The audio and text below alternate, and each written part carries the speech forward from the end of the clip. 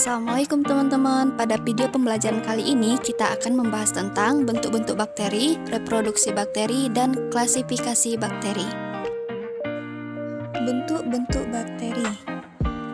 Berdasarkan bentuknya, bakteri dibagi menjadi 3. Yang pertama, Bacillus, Coccus, dan Spirillum. Nah, berikut macam-macam bentuk bakteri. Nah, selanjutnya kita akan membahas tentang reproduksi bakteri. Ternyata bakteri memperbanyak dirinya dengan 2 cara loh. Yang pertama, secara seksual yang dilakukan dengan perpindahan DNA. Yang kedua, secara aseksual yang dilakukan dengan cara membelah diri. Nah, kita akan membahas reproduksi secara seksual. Reproduksi seksual ini tidak melibatkan peleburan sel gamet seperti reproduksi seksual organisme umumnya, tetapi terjadi perpindahan materi genetik atau DNA yang disebut juga dengan rekombinasi genetik. Rekombinasi genetik menghasilkan 2 sel bakteri dengan materi genetik kombinasi keduanya. Rekombinasi genetik terjadi melalui 3 metode berikut. Yang pertama, transformasi, yang kedua, transduksi, dan yang ketiga, konjugasi.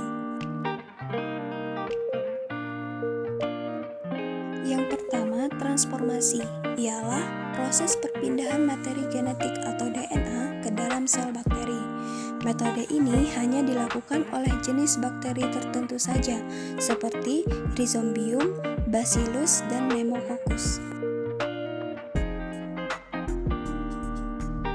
Metode yang kedua ialah transduksi, ialah proses perpindahan materi genetik atau DNA dari satu bakteri ke bakteri lain melalui perantara bakteriofag.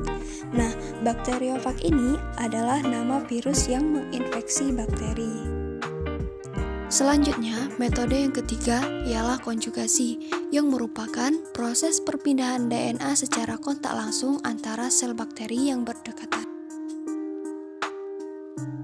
Nah, perbedaan ketiga metode tersebut dapat disimpulkan, yaitu yang pertama transformasi, DNA berpindah secara langsung, dan yang kedua transduksi, DNA berpindah dengan perantara bakteriofag. Dan yang ketiga, konjugasi, DNA berpindah jika terjadi kontak langsung pada 2 bakteri. Selanjutnya, bagaimana reproduksi bakteri secara aseksual? Reproduksi aseksual pada bakteri dilakukan dengan proses pembelahan biner atau disebut juga dengan pembelahan amitosis. Artinya, pembelahan yang tidak melibatkan tahapan pembelahan sel tetapi terjadi secara spontan atau langsung. Pembelahan biner dapat menghasilkan salinan genetik dari sel induk secara tepat dan banyak jika kondisi lingkungan menguntungkan. Nah, proses pembelahan biner pada bakteri diawali dengan yang pertama, pemanjangan sel dan replikasi DNA pada sel induk. Kemudian, dinding sel dan membran plasma mulai membelah. Selanjutnya, septum terbentuk dan DNA terpisah. Dan akhirnya, sel terpisah menjadi 2 bagian dengan DNA masing-masing. Selanjutnya, kita akan membahas tentang klasifikasi bakteri berdasarkan bentuk tubuhnya. Sebelumnya, kita sudah membahas bentuk-bentuk bakteri juga. Nah, bentuk-bentuk bakteri ini juga digunakan untuk dasar pengelompokan bakteri. Pengelompokan bakteri berdasarkan bentuk tubuhnya dibagi menjadi 4. Yang pertama, Bacillus, yang kedua Coccus, yang ketiga Spiral, dan Vibrio.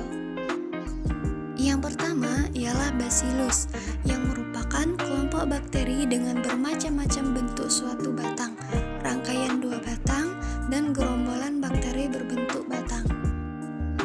Jadi, dasar dari bentuknya ialah bentuk batang. Nah, di dalam kelompok Bacillus ini terdiri atas Monobacillus, Diplobacil, dan Streptobacil.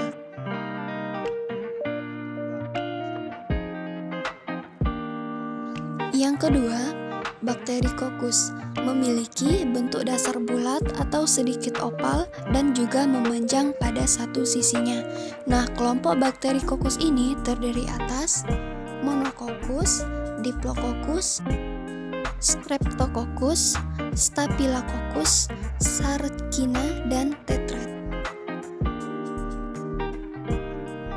Yang ketiga, Vibrio. Bakteri yang berbentuk seperti basil, melengkung, dan menyerupai bentuk koma. Nah, dalam kelompok bakteri Vibrio ini terjadi atas marine bakteri yang mana pada umumnya memiliki habitat di laut.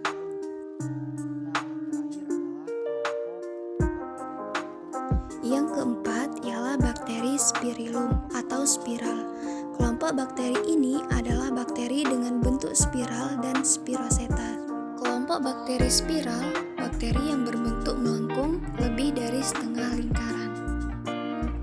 Spiroseta yang bentuknya serupa namun teksturnya halus dan lentur.